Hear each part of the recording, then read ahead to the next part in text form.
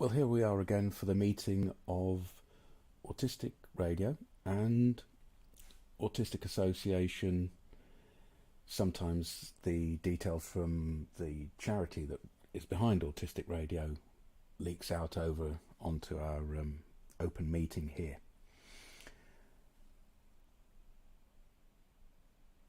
We have now established the 444 and people are listening to it, so that's great. Always we need to continue to remind the listeners that wherever you are in the world, you can join the 444. It's 444 at local time here in the UK on a Sunday.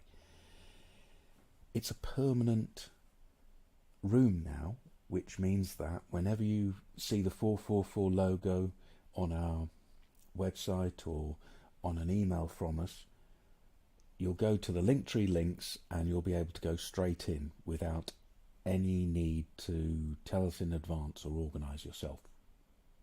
So it's something you can actually just drop into and drop out of any time during that hour. As far as the recordings that we're making this week and next week, let me just bring up the calendar for October. We spoke last week with Ramon Hutchinson, and he's an autism lead officer here in Scotland, somebody from local government, and he was talking to us about the autism bill that's going through, and that podcast we got out very, very quickly, and it's out there now. That led to me looking at the emails and seeing that there'd been a few other emails about the same bill that's going through the Scottish Parliament. So I took it upon myself to write to the MSP, who is the representative of the Scottish Government at the cross-party meeting that the Scottish Government has for autism, explaining that we had a little bit of interest in the bill coming through our website and into our inbox, So it is, of course, a tiny possibility that that minister might decide to come and make a podcast with us. Something on the fanciful side as well, we were requested by a publicist for an author to make a podcast with the author because the author is autistic. When I looked into this, it's a prize-winning author who gets 5-star reviews in the New Yorker. So the chances of that happening might be slim, but I will follow that up and see whether that happens for us. Next week we're meeting with Lucy Dawson, who has spoken here often enough with us now and is part of our team, and she has a Substack. She goes under what is it, Auti Unmasked, that's the way, and we'll be making a recording with her. We have the Professor Andy McDonnell, who has moved his appointment from a previous timing in the following week. So that's the Professor of Autism at Birmingham University here in the UK. The last thing I want to bring up for the meeting is that we had a little chat in the 4x4, a couple of the people who take part in everything here at Autistic Radio, and we're putting forward the proposition that the 4 days of live recordings, radio days, that happens between Christmas and New Year in that lull when people are forgetting what time of day it is, we'll be broadcasting 4 hours a day in the afternoon of each of the days, the 27th, 28th, 29th, 30th of December, with the format of some podcasts that we've done and some comments on them and a little bit of talking in between for the first couple of hours, and then in the second couple of hours, 2 live discussions from the Facebook page with Harry's Facebook page program, followed by an hour of the 444 drop-ins, so that we can have a bit of a chat and talk amongst ourselves. So that looks like a good little performance that we're going to have for Autistic Radio Days coming up. That's my 5 minutes, Harry. Is there anybody who wants to bring up anything, any other business? No, just to comment, that's a lot of great stuff that's happening in the background, so thanks for your great work, Jules. It's much appreciated, because you're the one that takes all the emails, and you bring it to us, of course, and then we work on them, but that's a lot of good stuff, and I'm kind of looking forward to potential things that are happening, and obviously the ones that are planned. So great stuff. Cool. Over to you then, Harry. Let's get on with the main event of this evening. Yes, good evening everyone. This is Spectrum Voices Conversation, here every Sunday from 6pm to 7:30pm UK time, which is 1pm to 2:30pm Eastern Standard Time, United States. We're on Podbean and Facebook Live. And this is the Facebook sharing part of the broadcast, where we discuss Facebook posts that I've shared for the last few days, just to comment and discussion points on things that have been shared, all kinds of topics. This is Sunday the 13th of October. So our first post is from Autism Support Community, who's a blogger, late diagnosed autistic, ADHD, 2 sons, writer, blogger, public talks, autism, mental health, bullying. And what they've shared is, he says that one of the best things about my work is meeting up with my fellow advocates and page followers. Today was extra special as I met up with Kelsey of One Neurodivergent Voice, and we had a coffee together. We have been following and supporting each other's work since last April, and it was such a pleasure to meet Kelsey in person and have a long-awaited chat. We may be decades apart and yet have so many similar life experiences and share a very similar ethos. Kelsey is the most amazing advocate and is going to continue to be very successful. Kelsey also runs an online shop of Facebook called The Cam Create Autism and ADHD Support. Thank you, Kelsey, for meeting up today. It was great fun, and keep up your amazing work. Brian. So it's a sharing of an experience and also helping promote another advocate, another page, another organisation. What's others' thoughts? Oh, absolutely. That's what we're here for, isn't it? Let's get these good things out there. Send us your posts. Let's talk about you.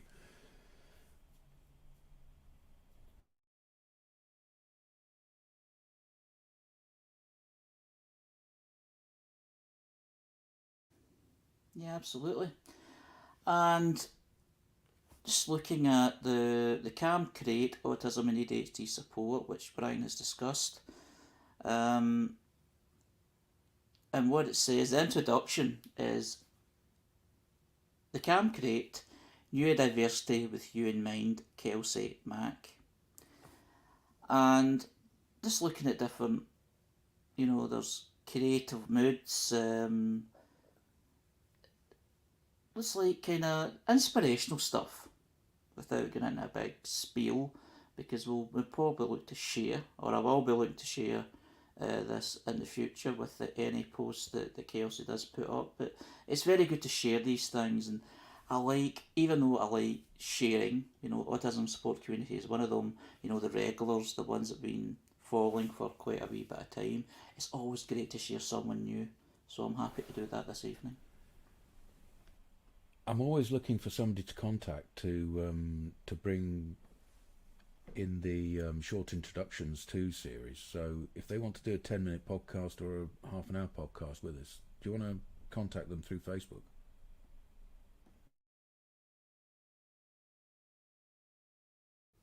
Yes, I can do that. No problem. I've did that before, and a lot of people have come in that way, which is great. And obviously, make it clear, that we're comfortable setting, and we'll make people as comfortable as much as possible without getting a big rant about it. I'm actually saying yes in a very long forum. Absolutely. Yeah, mutual support, mutual aid, good stuff. Yeah, anything like this. In fact, the more of this we can get out there, the better.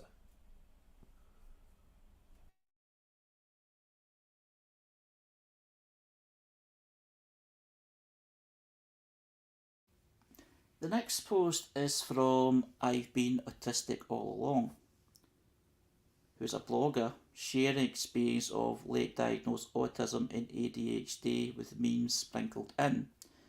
Also a qualified autism peer support worker. And what they've shared is the following. I know many of us that are both autistic and have ADHD have very quick cycles of passions.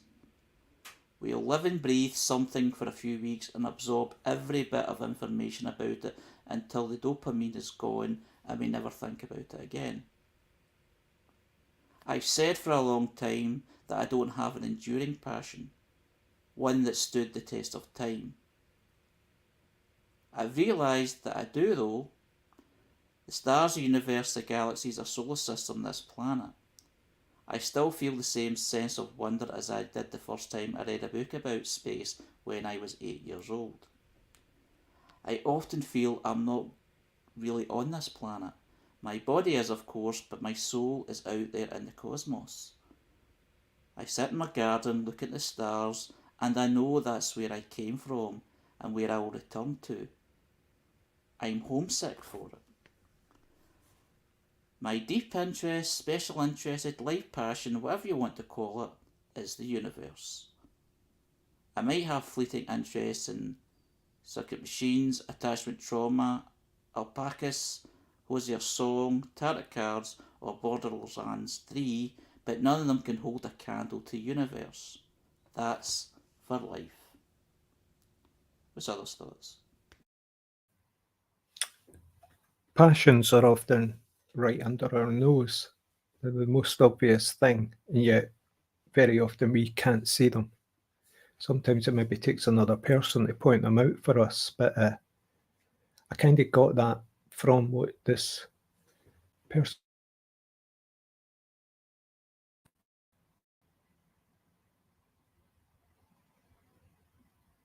Yeah, reading about space when she was young.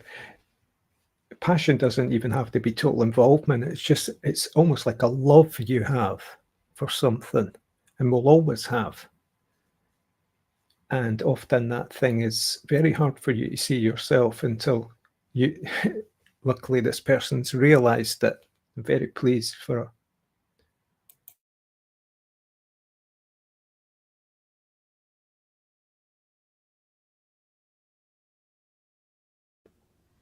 It actually reminds me of myself, the topic, the universe. I can remember years ago, before I got interested in football, my passion was, or my favourite topic was, even though I didn't know a lot about it, was about the universe. Because I was so fascinated about how it was described, how vast it is, how extreme it is. Because the limit, the kind of measurements of things like time and heat and cold and all sorts of things are sort of simplistic in a way that in life, for want of a better term, it's so extreme and so interesting. And even though I don't know a lot about it, sometimes I still do in a way, so it's a lifetime passion in a way. I like to read wee bits about it here and there without getting into the big scientific the big kind of full informative stuff, which goes right over my head because it goes into really in depth stuff, which I can't calculate in my mind. But I can relate to that particular topic. These simplistic things you talk about, Harry, are the building blocks of that greater knowledge. You don't have to necessarily go for the but these very basic things about heat, cold, just knowing things, your own reality on an intimate level, and then dealing with explanations and working it out for yourself and then taking it further into these bigger passions. So I have a great respect for these simplistic things, as you put it there. Yeah.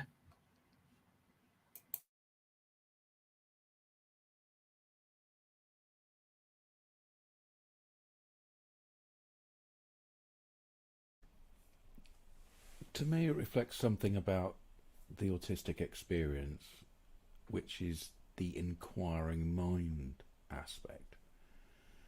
I think the slur that we're often under is that we've got some kind of obsession, we can't stop talking about a certain subject, blah, blah, blah.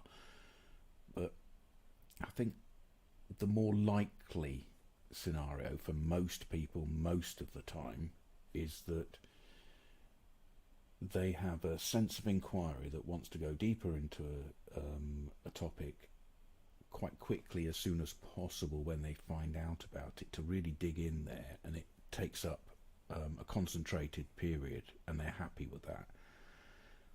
And we don't have to then say that's a obsession. We can say that that is just the way that person reacts to the world or new information.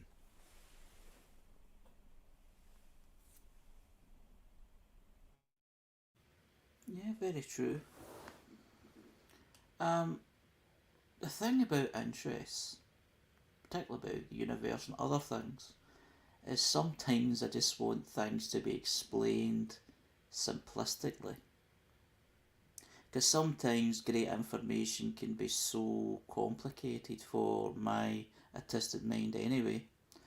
It's just like it's like instructions and all that. It kind of it links up with that. It's like you need to hear instruction a few times but read it over and over.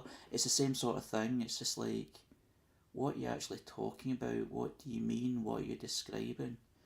And even doing that with an interest and repeating over and over, if it's talking about a planet and how it does this, or if it's talking about the amount of time it would take to travel from Earth to somewhere, and you're trying to kind of, it's like they're putting all these, they're putting all this information. It seems a wee bit, above how my mind could take it, and I'm saying, right, simplify it. What do you actually mean? Measure it in a way that I can understand. It kind of reminds me of that a little.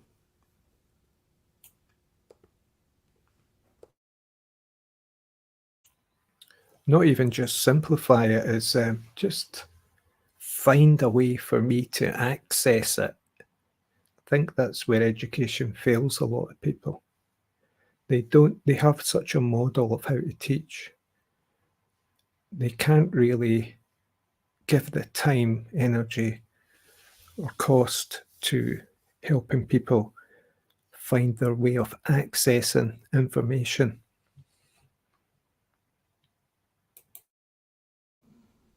That's an interesting link, but that's very true. I think every individual, doesn't have to be autistic, has a different way of processing information, different way of learning. Everybody has different interests. There'll be some subjects in school which many people find fantastic and other people find completely boring. And it just reminds me of something. It reminds me of geography in school. I used to look forward to geography in school, but a lot of people I knew hated it, thought it was very boring. And what I liked about geography is the vastness of it. Talked about so many different things. It talked about types of rock and all that, but it talked about, it was talking about, different countries. It was talking about I can't even, it was talking about volcanoes, it was talking about so many different things. I thought it was brilliant. And thinking back that they're trying to teach that, and this was in a sort of cycle as well. You never got a full year of this. It was like, it was shared in my school anyway, in a cycle with history and modern studies. So only had a sort of kind of certain time, and it just seemed like the classes itself was under an hour. It was like 53 minutes. And then if you think about it, it takes time for you to settle, it takes time for you to get up. So you maybe get 40 minutes of this if you're lucky. And it's just, I thought it was great. There was other subjects I didn't like maths, which other people, not that I was aware of, liked it, but there must have been somebody out there that did. So yeah, it's one way of linking it up with school and linking up with education in itself, that it doesn't cater to individual needs, it caters to a cultural need, or a cultural, not a cultural, but basically government targets, council targets.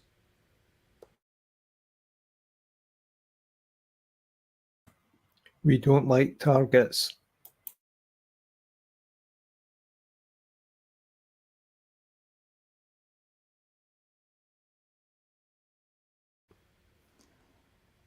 We've kind of digressed from the post itself, which is fine because that's what the discussion's all about. But I just love that word passion.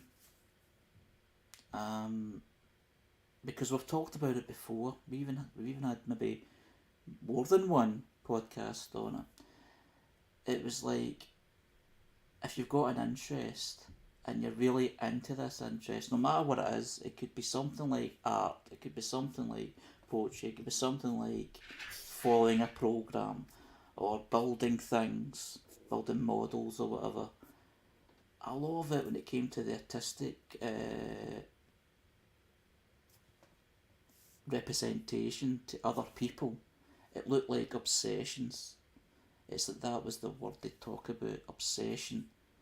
And it would be like a negative thing, like that's the only thing you think about, you must not do that. Or it's a worry. If they don't tell you, they'll tell to somebody else. It's a sort of worry. But we kind of put it towards as a passion. And a passion is very beneficial because it takes us into a world which suits us and can, in many ways, lead to kind of a lifestyle in terms of work, or not even work, just something that you like doing throughout your life and something you're comfortable in and love. Like nature, for instance. You know, a lot of people that are autistic that I'm aware of enjoy being out in nature and doing stuff within woods and gardening sort of thing. So passions is very important. And sometimes it's fleeting, sometimes it's lifelong.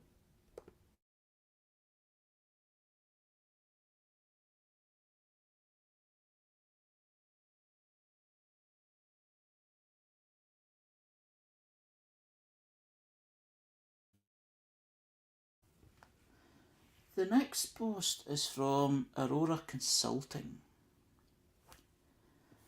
and they are a business consultant and an autistic owned business. Say that again. They are a business consultant, an autistic owned business offering organisation bespoke training and consulting. And what they're talking about is start of the holidays. They're based in Scotland, and I only just realised that by the words they've used here. The tatty holidays are nearly here. It's a term a lot of people outside my local area aren't familiar with. But where I grew up, people used to take 2 weeks off in October to help pick potatoes, or tatties. Hence the name, the tatty holidays. The smell of freshly dug dirt always takes me right back to the tatty fields as a wee kid. Holidays can be a bit overwhelming, so today I'm going to put together a list of outdoor activities I would like to do. Country walks, mostly knowing me, beaches, parks. A list of indoor activities in case the weather is less than ideal, so we always have a plan B, like a cinema, science centre, museums, artistic pride, crafternoon. Discuss creating an adjusted routine for the holidays with my holidays. Have a cup of tea and a rest in preparation. I love the relaxing, but holidays are a big transition.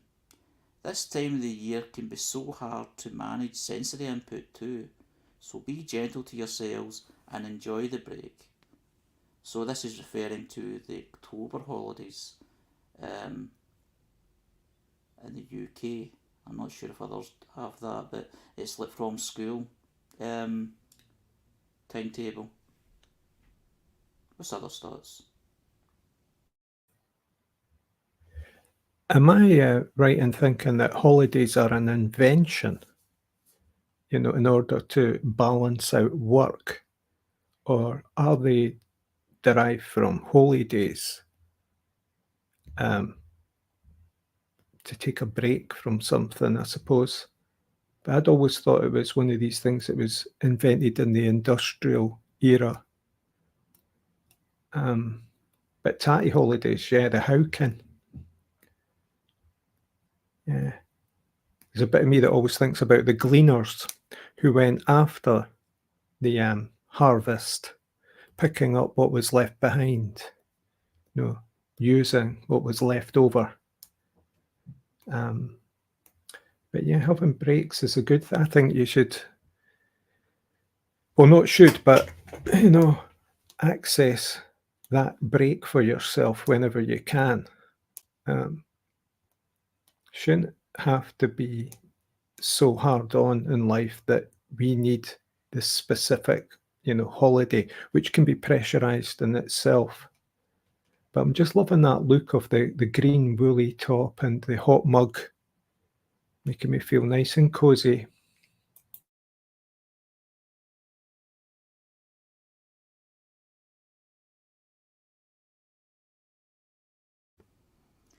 I mean, they're talking about the tatty holidays in terms of picking potatoes from a field. I mean, does that actually happen now? Is this referring to what used to happen? Because I certainly didn't experience that, and it was referred to as something that happened in the past, maybe up to the 70s. Maybe I can be corrected on that. Maybe my school wasn't part of that because of the location. Although, And 5 to a strangely, certain extent. yeah. Strangely, I mean, where my school and all that was, I mean, there was plenty of country out there, so I'm just kind of wondering that.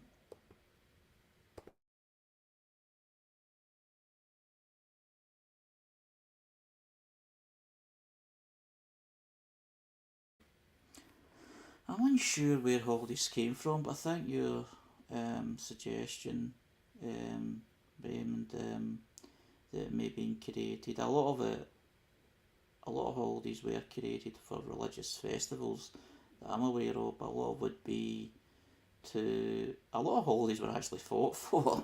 If we're talking about industrial, I mean, a lot of that was kind of fought for. It didn't always exist. Even Christmas and New Year. I mean, in Scotland, I don't think Christmas was even a holiday up until the 70s. It was New Year that was the holiday industrial wise. But school wise, certainly when I was in school, which is weird to think how long ago it is now, even though I'm still relatively young. There was the October week, and then that was the last holiday until the Christmas break, which was 2 weeks. And then it went into a cycle. Like February had a sort of weekend. March would have 2 weeks, and then there'd be the summer holidays starting from the end of June up until mid-August, and then there would be a September weekend following that, which completes the circle of the year. So, yeah. I think the gist of this post is about if you're going to have time off from your normal routine, or if you're doing it for someone else, if you're doing it within a family, if you're doing it for autistic children, or somebody autistic, or do it for yourself, whatever, it's nice to have a plan sometimes.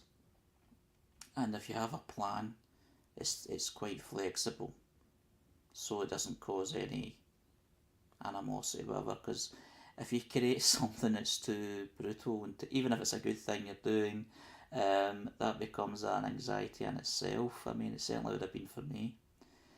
And having a plan B if the weather's not great, like going in somewhere, it's something they might do. It's a wee option if you want to do it, like the cinema or science centre or all different kind of things inside a building. Yeah, I totally agree. It would be very beneficial. It just depends on the individual. Did you check out who Aurora Consultant were? What would they offer?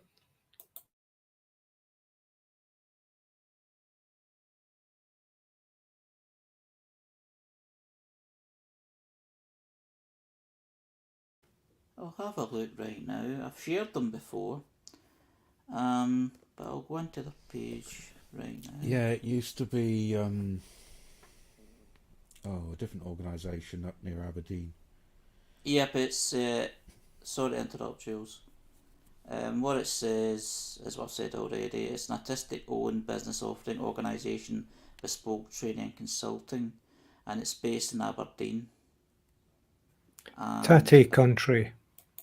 So that's what it's about, right? It's because it's Aberdeen. Right, it makes more sense now. Right. Sorry, Jules. I'll be quiet. Didn't mean it like that. I'm just saying in case you want to speak. No, I need to remember the lady's name. I met her at a Pride event, an Autism Pride event, which was also kind of a, I don't know, it had a crossover between different sexual pride events as well somehow, because the people were there.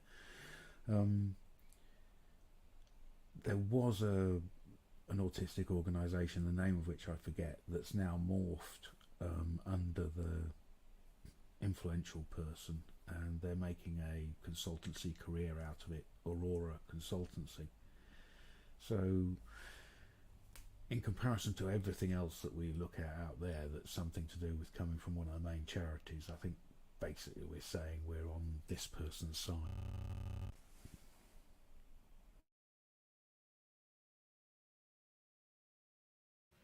Yeah, the contact says Marion. Is that the person you were in contact with or spoke to? Yeah, it is, yeah. I mean, we don't know each other. I just introduced Autistic Radio to them because I had to say that we were going to be doing a series talking to the ABA professionals, and I knew that they were influential and that they had quite strong views. So I thought I would went up on a train to Aberdeen to meet her at this event that she was at. Alright. So that in advance of, I stayed in the hotel overnight just to go to this event, all the way from the bottom of Scotland to the top of Scotland, just so I could tell this person eye to eye that we were going to do investigation into ABA and behaviourism and PBS, and that we were an autistic organisation. So if you saw a fuss being made about this, please contact me and I might explain things and we could head things off at the pass.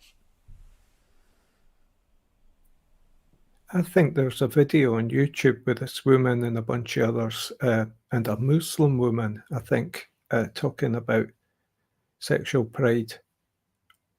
Is that the, the correct term? And weird pride, I imagine. It's a long time ago. I watched it. Yeah, Marion is the person who will be doing all of those kind of things. She's very active, very energetic, and very out there for the for working on behalf of the autistic community.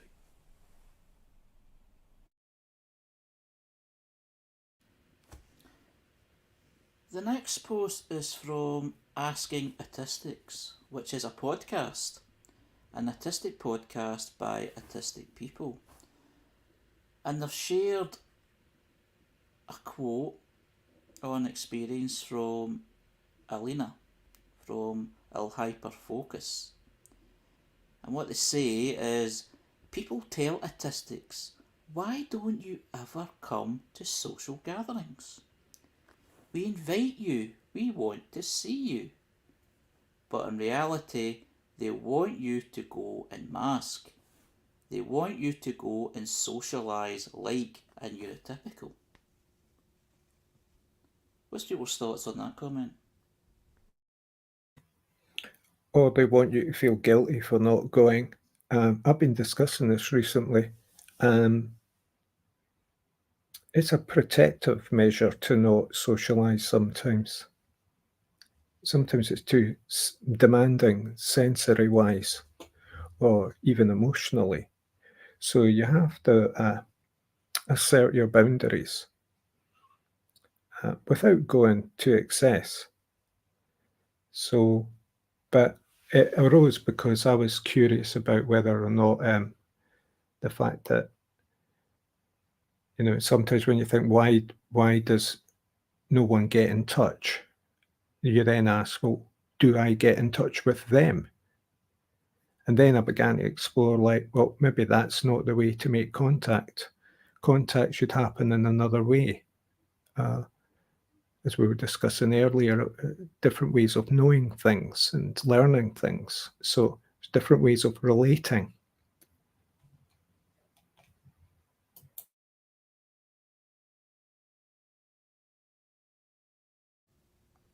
Yep. The thing that sticks in my mind is I can remember 20 odd year ago, one of the kind of work colleagues invited me to go to her 40th birthday party.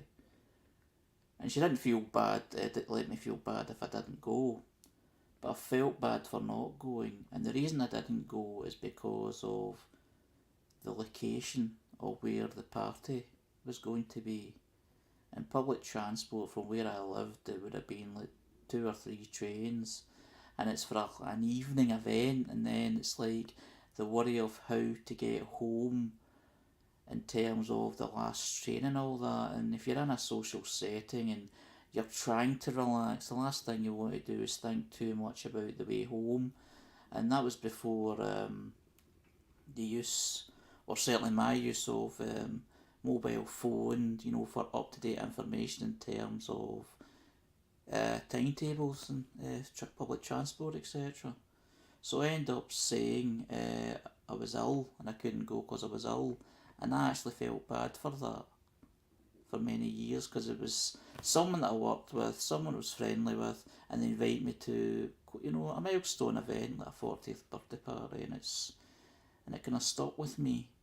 And I always used to think there was another way I could have sort of did that, or dealt with that, or that, just go and deal with it better. So it's amazing how things like that can haunt you, even though that no one's looking to make you feel bad. But this overthinking thing can certainly come into play.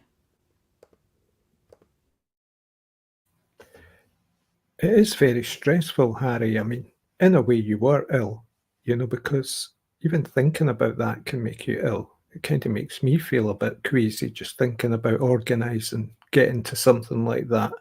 So why should I have to, or why should you have had to go through all that stress to get there? Of course, you're correct to organise, but even getting things organised is stressful. Getting people to like dog sit or babysit or cover for you for some reason, so that you can be free to go to this thing, and I think it's maybe more about being honest and saying, I can't come. And if the person understands that and notices that, they may make an accommodation for you in some sense. But I agree that these things can play on your mind. They eat you up afterwards. And it's just about being good to yourself and just saying, you made your decision for right or wrong. And it was what you needed to do.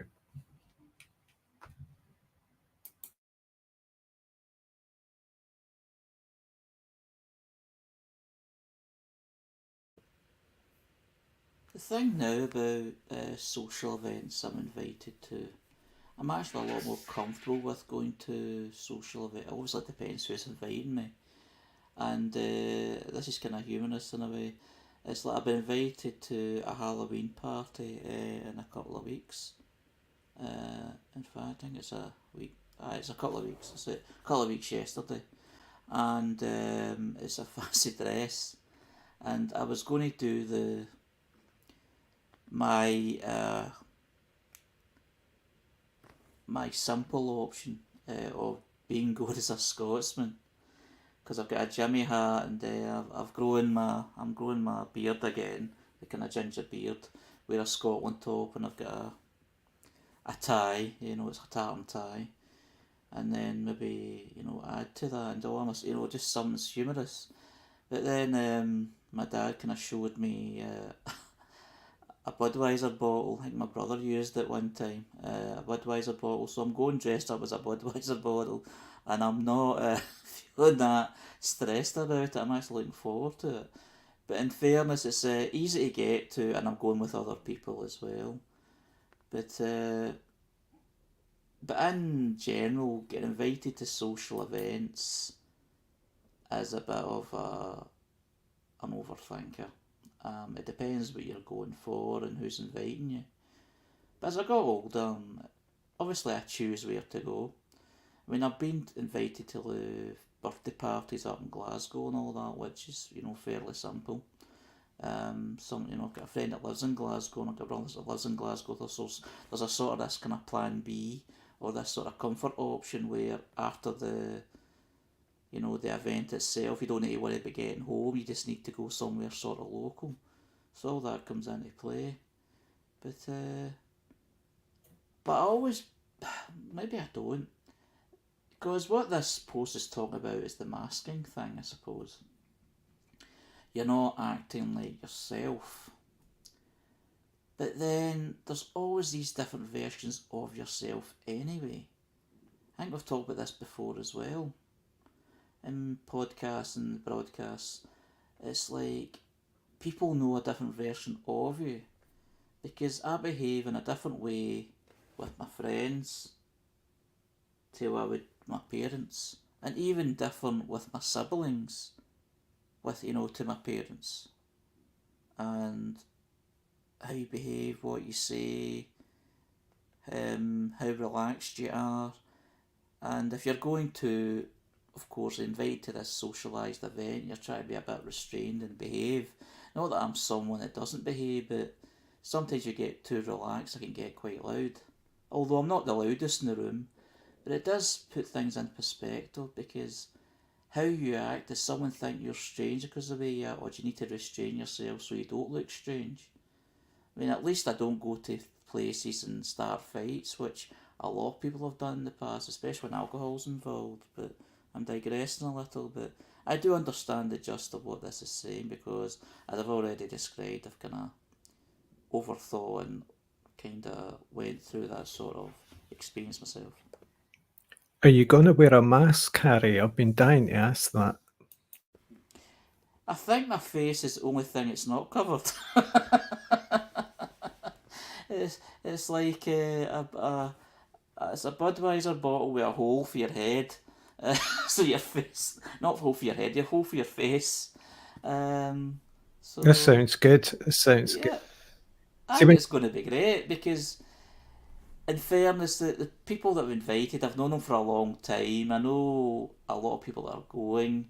It's like my sister's pal, but she's my pal as well, considering, because she's the personality and all that's kind of friendly, and she's one of the people that are quite she's quite open in terms of how she behaves, and like, not bad, but what I mean is there's probably been times in her life that she's had to restrain, so it's not autistic as such, but what I mean is you feel included and you feel relaxed going there, because you don't need to restrain too much, because it's going to be it's going to, not free for all, but it's going to be somewhere where you can feel relaxed and included. I've noticed that a lot of autistic people are very into socialising and social gatherings, I'm relating to this from the point of view of somebody who has social anxiety issues, so which I had before my diagnosis. It's like when you said the comfort zone. I remember the days when we used to get somebody to phone us 10 minutes after we arrived, just in case we needed to escape. Send me a text saying there's an emergency.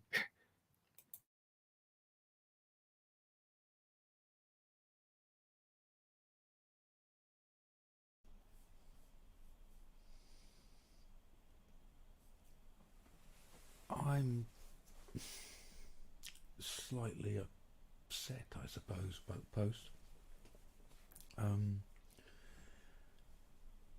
It seems a touch restricting, but I understand it's getting something off your chest, and I think sometimes it absolutely does feel exactly what Alina Hyperhocus says, that we're invited to go gatherings, but we're told we have to follow all these rules in such a way and hide ourselves and essentially mask the way through it. But that doesn't mean that the intention of the person, at least one of the people who invited you to that gathering or that party or that kindness inclusion, meant all of those things. And we could easily miss out on every tiny little opportunity on the basis that we've been bitten before. And it's a negative spiral of thinking towards desperate loneliness, because social gatherings are where people make connections. It's hard work to make connections. And yeah, that's in the post. But once we've got it off our chest and we realise that that is the game, we still have to go and play the game.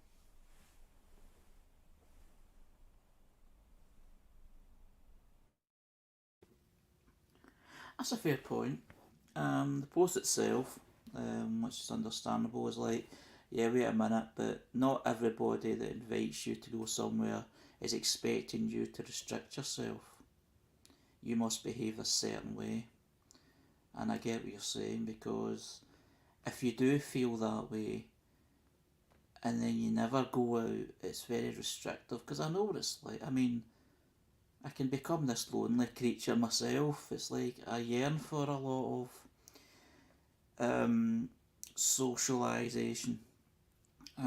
Even someone just coming to the house, usually a friend of mine that stays for a couple of nights, which is great. We don't even go out; we just sit, and it's socialising. It's having a conversation. It's having a laugh.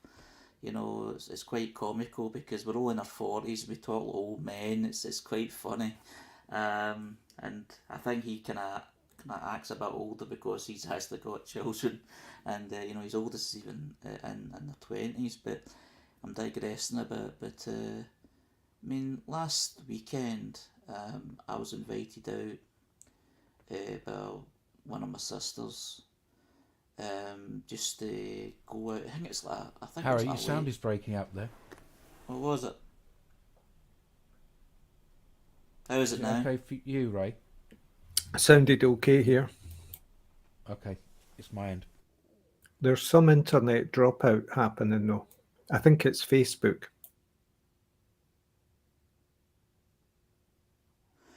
Okay.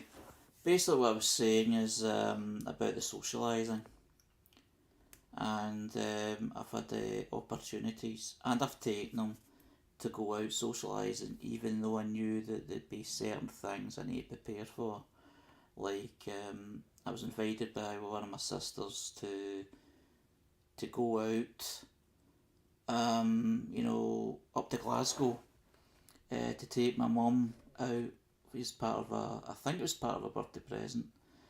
Because her birthday was recently. It's just like a day out. We're going to have a day out, and we're going to do a couple of things. We're going to go to a couple of places.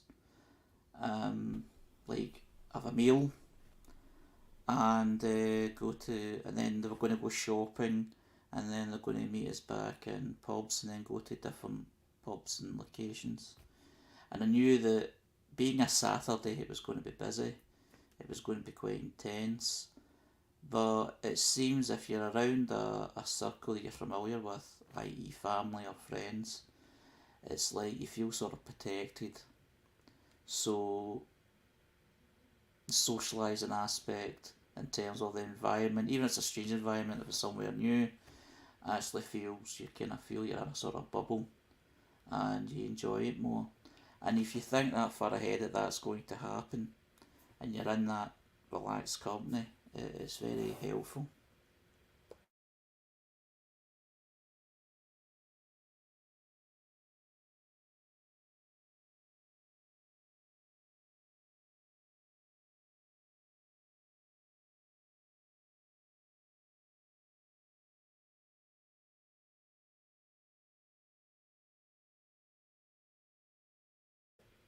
The next post, just before I move on, how's my sound now, Jules?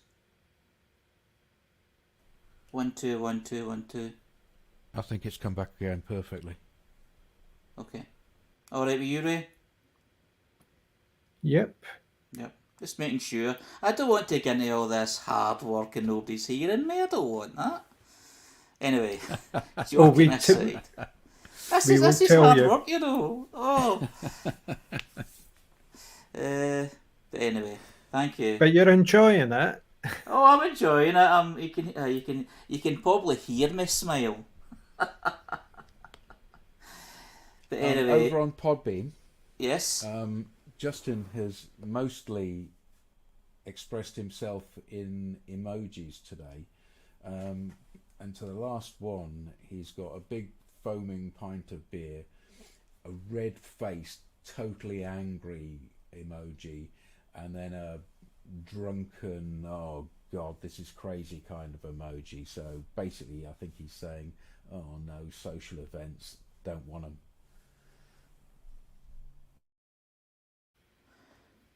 I get it.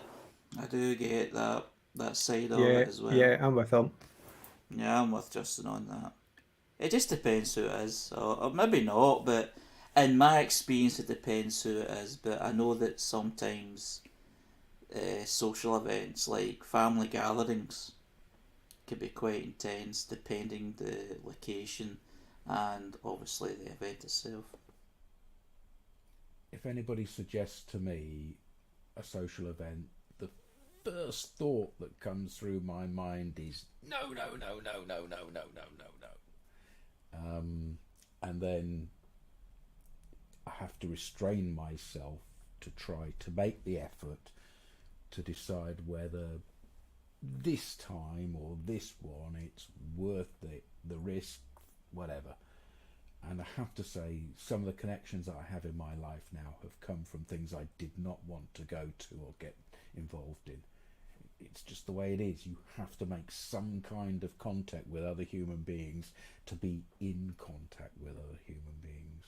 Brownian motion, you know, gases.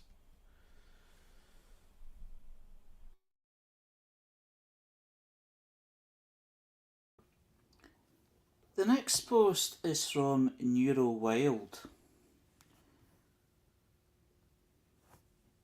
who's a speech therapist, illustrator, arts and humanities website. And description is, I'm M, autistic and ADHD speech pathologist, illustrator, advocate, and mum to 3 ND kiddos. And what they've shared is there's two things here. It basically says you can't yell, scare, or threaten a child into feeling calm. I can't learn when I'm scared. I can't focus when I'm stressed. I can't do work when I'm anxious. I can't follow instructions properly when I feel threatened. I can't find the persistence to do hard things when I'm overwhelmed. Our kids are the same. They need to feel safe to feel calm.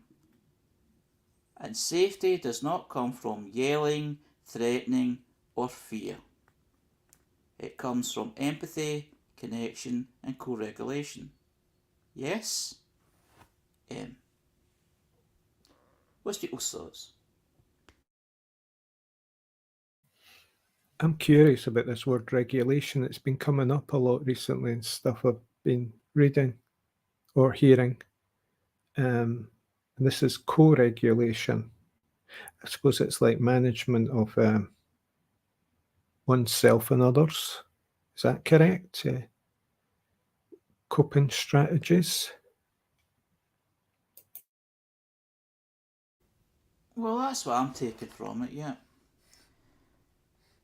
It's basically, it's weird how this needs to be said, but it has to be said because if a child is supposedly doing wrong or not doing as they're supposedly told, if they don't get yelled at, they certainly do get brought to attention and kind of maybe even the finger pointing at you to say you're doing wrong. If you don't do what the instructions that we've given you, you'll be punished in some way. Like, we'll take away the toy that you may have in your hand, that someone who's autistic may rely on that for comfort, or restrict time, or my favourite is the one that I used to get threatened with, apart from detention and the punishment exercise where you need to write, I will not do this over and over again. Because thankfully I was in school after the kind of corporate punishment in terms of the belt and all that was no longer being done. They used to give you homework to punish you, so it would take up your free time, and that is a punishment for not paying attention in school. And that's very damaging if you think about it, because school, looking back on it, in terms of my school, you can understand the need for it. You understand, obviously, there was things that could be improved. You can understand the routine. You can understand why it was needed. But this homework thing, and Morris has said this a few times, it's kind of eats into your own life, your own personal space, own free time. And I think it's ridiculous how that is seen as a good thing and a progressive thing.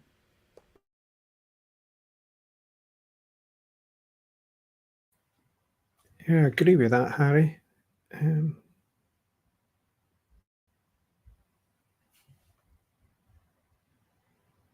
Yeah, I think that's all I've got to say about that, really.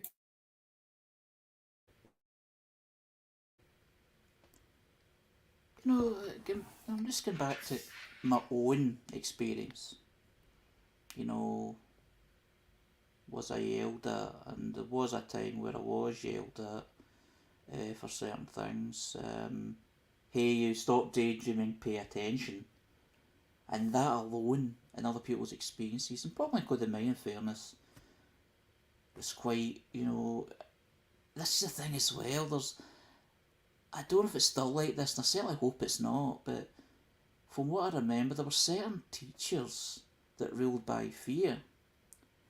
And it seemed like they did this in a way to protect themselves and the class from unruly children. And don't get me wrong, when I get into high school, the unruly children, they may have issues of their own. If they got away with a lot of stuff, they would do it and they would disrupt the class. It'd be a waste of time being there. But there was just some that just enjoyed the power of, hey, you listen to me, and that sort of thing. And you think back, that is not helpful. There's different ways of encouraging. There's different ways of getting someone not to do as they're told, even though that's probably the thing they're looking for, but someone to do what you think or do the right thing, sort of thing. But it would certainly help them. And going back to the post itself, it says I can't learn when I'm scared, so how can a child do that?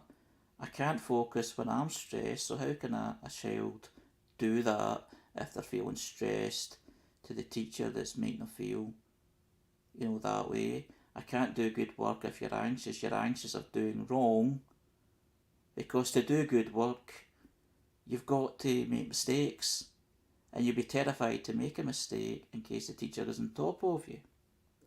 I can't follow instructions properly when you feel threatened. And the thing is, in my experience, I need to ask the instructions more than once. I don't know if I ever did that in school, but I certainly do it now. To understand something, I need the instruction twice, or maybe more than that.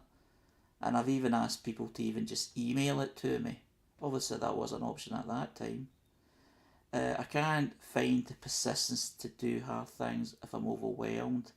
I mean, if a teacher or someone is basically hounding you for not being able to do something, you'll never be able to persist to try and do the best you can on something difficult, because you're so overwhelmed and frightened of the result if you don't make or don't reach the target that teacher or person is expecting from you. So, as it says, it's a really good point, and it's something that I can relate to myself. You're just hoping there's improvement on that. Aye, Harry, the poster is autistic herself and has 3 new neurodivergent children. So she's looking at it from both points of view. Recently, I'd read something about how, if somebody's, say, having a meltdown in the class, you don't remove them from the class, you remove the fellow pupils from the class and leave the child alone to go through their meltdown in some kind of comfort, rather than forcing them to be elsewhere and stressing them out even more. It's a complex thing, not something I've got much relation to personally, but it must be very, very stressful when these things happen.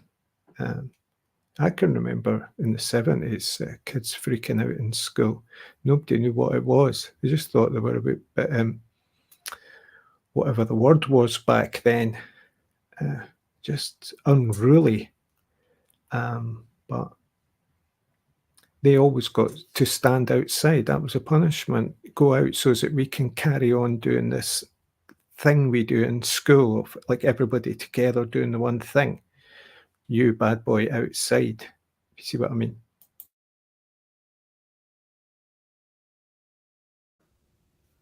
Yep, definitely, that is very true. If they didn't send you outside, they would certainly get you stand in a corner of the classroom. I've seen that happen, and that is probably the best way to make someone feel excluded and feel disheartened, and we're talking about children here. So, you're absolutely right. And you're talking about if someone's having a meltdown, it's got to be understood that it's a meltdown and not a tantrum. There has been posts that have been shared that they're not the same thing. It's not about someone lashing out because they can't get their own way. It's actually a mental. It's a sign of distress. It's not someone in a huff. It's someone in distress. So moving them out the way like they're a pest, they're a nuisance, they're getting in the way, is obviously damaging. Even though it just seems more of like an inconvenience by moving others away out of the class. But to make a comparison, unfortunately, someone in my class took an epileptic fit in one of my classes. And the exact thing happened was to move people out of the classroom while they're being cared for. So it's the same sort of thing. They didn't kind of take the pupil away because they're being a distraction to the class. So it's the same sort of thing. It's a health issue. It's something that needs to be cared for and dealt with. So I don't like saying dealt with, but you know what I mean. Cared for, with caring hands. and someone having a meltdown is exactly the same thing. I mean, anyway. I think that's what's meant by co-regulated NA. Yes, I mean, my school, I think the meltdown I did, it would take a lot for me to do this, but if I was being picked on, uh, you'd have these tables that were square tables, and there was a couple of times where I lifted them and looked to hit somebody with it that was annoying me. Yeah, I get suspended for that. If it wasn't that, it was with a chair. So, and it was always a response to bullies. So, and that could be a meltdown in other people's scenarios. They can't take much more, and that's how they react. I know it's different, but not different. But it's about understanding. I think there's a slight similarity there when you experience bullying and you end up responding with rage.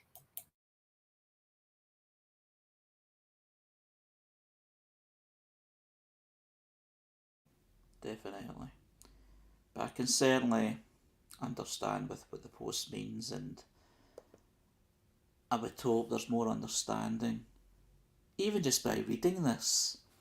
I mean, the thing about these posts is sometimes someone reading it and then it makes them a realisation. They're going, right. Because sometimes I've read things and I get a realisation about something that maybe I could have done a better way. So you'd hope that this sort of thing would do it for others. Because it doesn't matter what you're doing, you're learning all the time.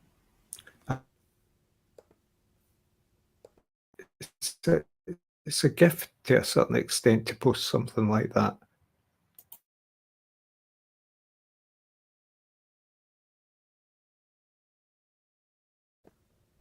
Absolutely. Yeah, it's a great person to follow. There's a group that go around that NeuroWild puts on, I think, every week, isn't it, Harry? Yeah, very regular. We've shared quite a few posts from your wild. It's always this sort of stuff about understanding and educating, which is very beneficial. I think also if you're an autistic person and you're looking at social media and you've got this stuff coming past you, it's an antidote to some of the other stuff that's going past you, and it's an affirming thing, it's a self-affirming thing, so you can build up a feed that is mostly positive towards you if you're careful enough, I suppose. Yeah, I agree there, Jules. You put it in the way I couldn't. Yeah, I totally agree with that. I mean, I'm on Facebook all the time, and I'm on all these sort of pages, and there's a lot of this information going around, and you see a lot of these things, really harsh things, horrible things. Not that I follow them particularly, but they come up in the feed, my own personal feed, for whatever reason. And then you go to Facebook. I mean, you go to the autistic kind of related stuff, and you see stuff like this. It can just be so heartwarming, sometimes so simple, and it just kind of connects, and that's what I like about stuff like this, and that's why I like sharing it. It's like it's less ego.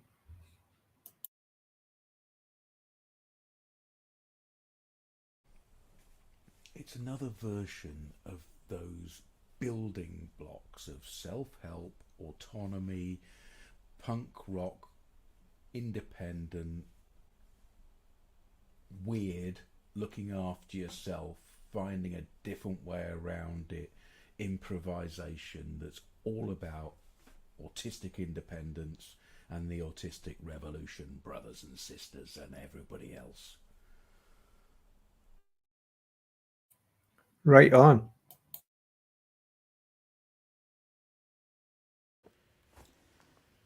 The next post is from Pete Warmby, autistic author, writer, autistic and ADHD writer, and speaker on autism and autistic lived experience. And he shared the post basically he spotted himself in a 4 volume bookshop, which obviously felt was a nice thing to see. And we share a lot of things from Pete, and he's done a few books. And the book that it was shared in the picture, I'm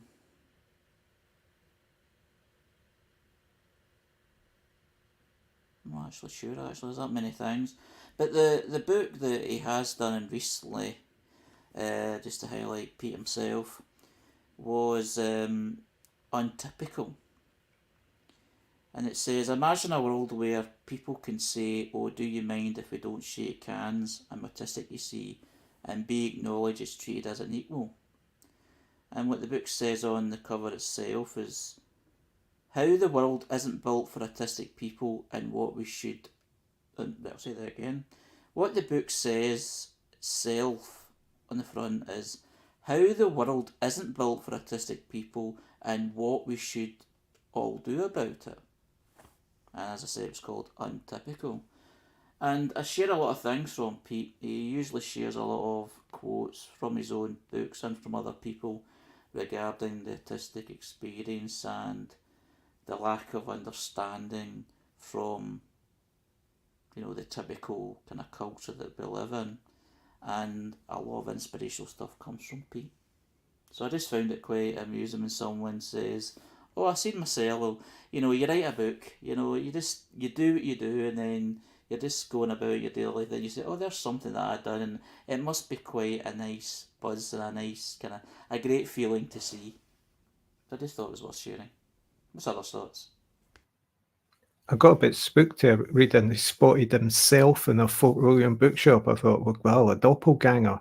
But yeah, books, sometimes I've thought this, that they are us, extensions out there, even our book collections, or maybe if we're lucky enough to have written one. Yeah. But Pete Warmby, is he the guy that's, was he a teacher? Is he like given up teaching or something? Because I'm sure I know that face and I've maybe seen him on a video with people.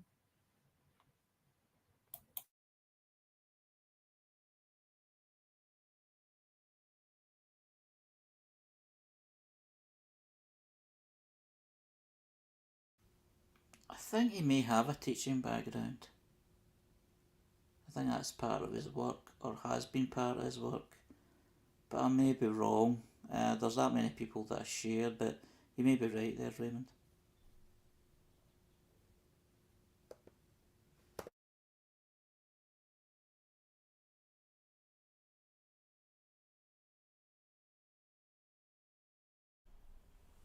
I think Pete Warmby's almost part of the mainstream now. Very well regarded.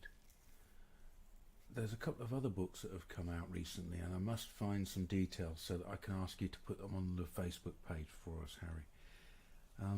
And if there are any listeners out there that have found something particularly useful, we would love you to tell us about it.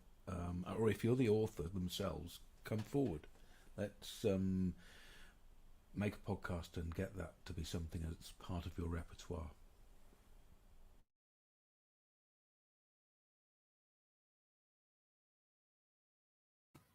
As in like a book review.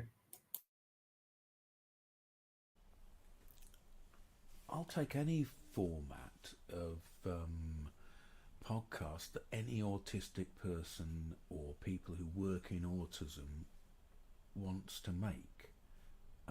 There's always a place that we can fit somebody's authentic words or experience. If they want to just stick to the book and talk about the book, and that's fine for me, I don't mind. If they wanted me to read it and then give them an honest appraisal, I haven't got the time for that. So probably just exploring the book and asking other people to make up their own mind about it would probably be the way I'd go. Yeah, chatting with writers. Yeah.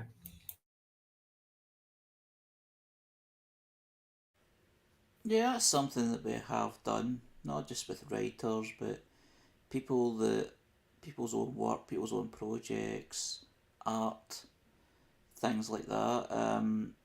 we've had a few podcasts like that, which obviously suits to the person that they know, the guest, and they're always very, dare I say it, spellbinding in terms of, I can't believe I said that word, spellbinding. What I mean is spellbindingly influential. What am I talking about? But what I'm saying is they're so positive, they're so inspirational. It's because a lot of it, there's a, well, not all of it, not, well, all of it, yes. There's a story to tell, and when there's a story to tell, there's a story to be shared.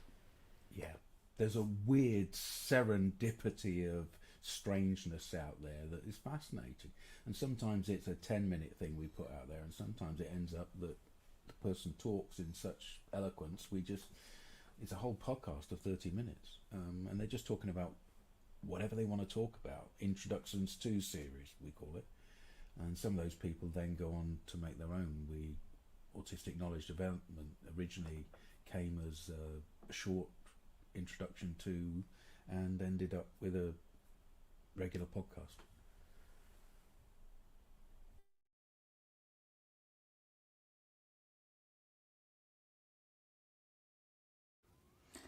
The next post is from Neurodivergent Rebel.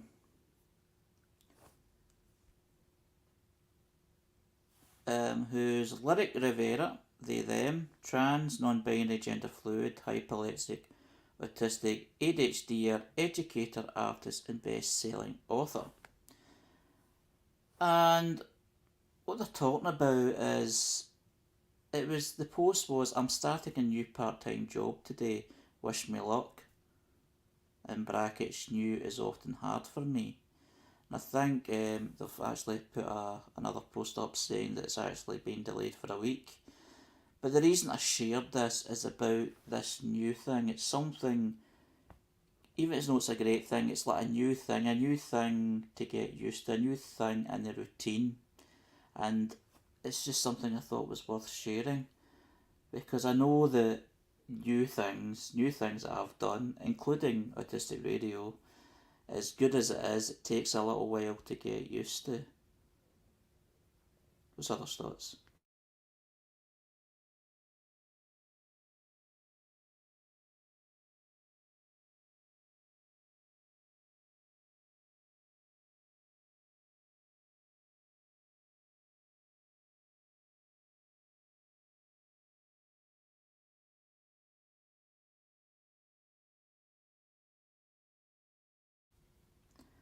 What it reminds of me is wasn't a new part-time job as such.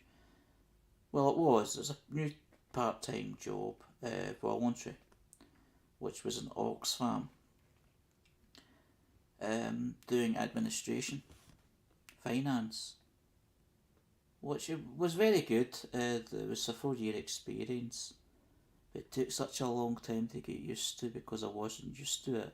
But it was something that I pursued, it was something that I looked for, and as an opportunity that I came up with, that came up for me to take. The manager was very welcoming, the other volunteers were very welcoming, the environment was welcoming enough, but it was something totally new that I hadn't done before. It was a shop, and a busy shop, and where the office basically was, and it was a very confined area, was at the back where there was constant things happening. It was the back of the shop, and it was obviously where stuff was stored, and as well as people giving donations. So when people talk about a new experience, or a new experience coming up, or a new opportunity coming up, always reminds me of that particular one. And I find it was very worthwhile, and I no longer do it, but I found it very worthwhile, and I feel proud that I was able to do it because I learned so many different things, and there was many of the volunteers were actually autistic themselves, and they did particular departments. I suppose I did as well. I was administration and finance, and there was people that did particular departments, like they stored the books. There were certain ones that would store the music. There were certain ones that had that were talented and skilled in a craft, which they helped, as part of the shop. So it's just something I'd like to have shared, and it's great when these opportunities arise for people, and it's always good to give a sort of positive vibe before someone's taking on something new. Because we know it's not always the case, but it's always it's a lot of the case is positive experience.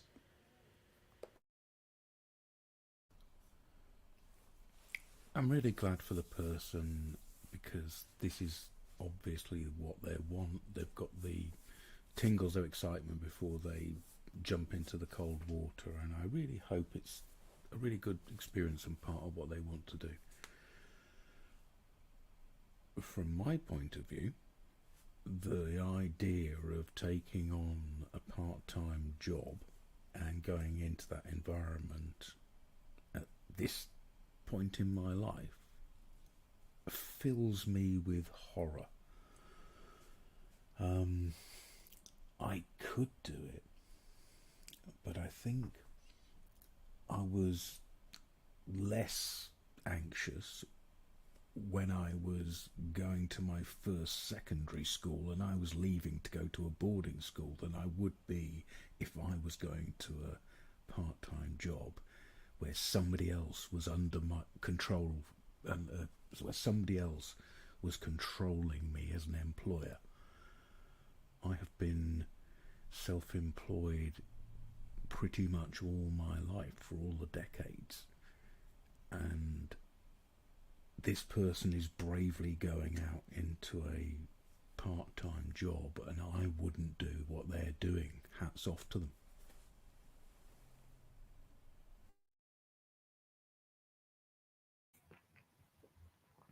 Yeah, I felt ridiculous being a part-time temp admin assistant in my 40s. Imagine being one in your 60s.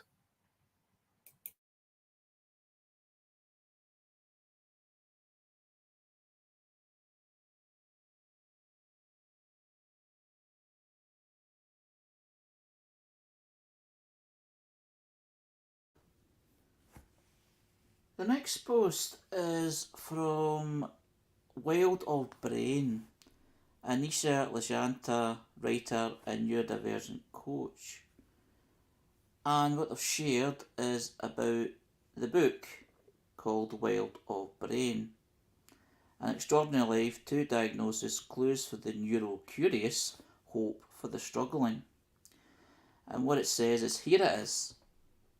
Wild of Brain, the book I wished I had existed when I needed it years ago. I wrote it for you. Vulnerable tell-all tales of an extraordinary life.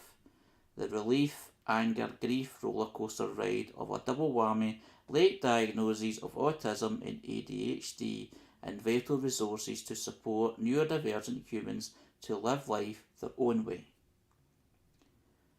Wild of Brain offers hope, insights, practical tools, and neuro-affirming resources for the neuro-curious, neurodivergent folks, and the professionals and loved ones working alongside them.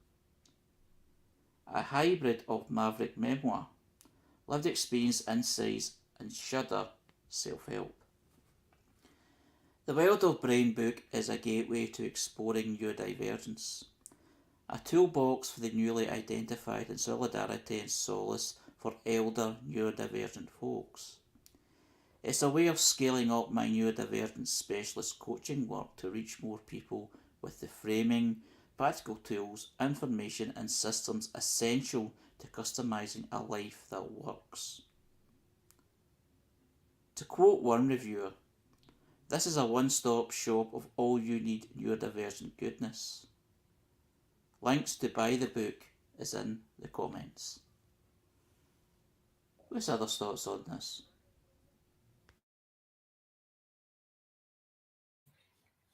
I'll just start by saying, is there a one-stop shop?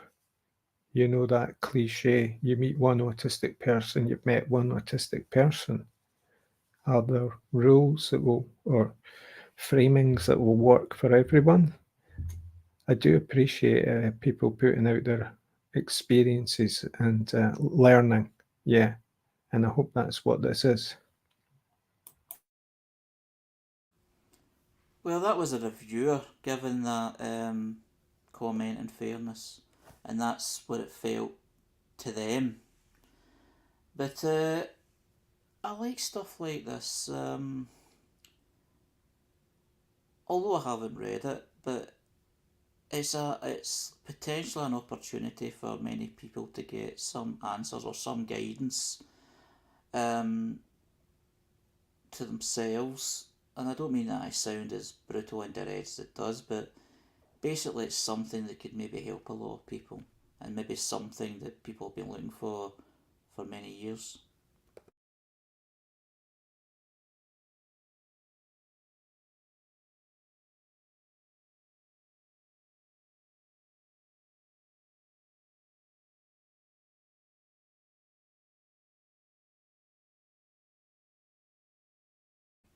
The thing is with a book, talk about somebody experiences, you never really know what's going to come out of it until you've actually obviously read it and read it in detail. It could be something that could be so relating, it could be something totally different but inspiring at the same time. And to share, some people may take it, some people may not. It just depends where you are in your autistic journey. But it's good that there's things like that out there, and there's many books with people's different experiences that demonstrates that all individuals are different. Autism is not one, it is all.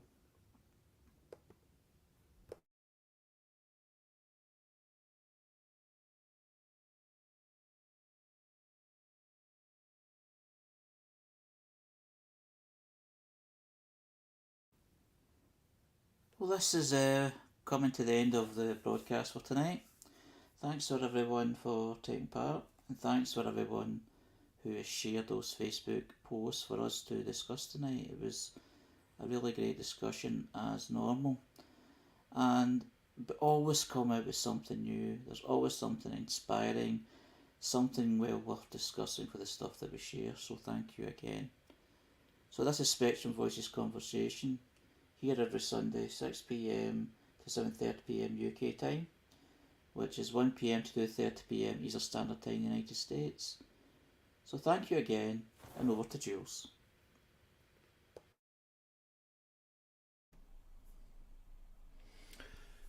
Good night, Harry. And this is the part where I sandwich in the open meeting for Autistic Radio and AutisticAssociation.org for you to hear. We had the meeting at the beginning of the show, but here it is at the end for you. Cheers now.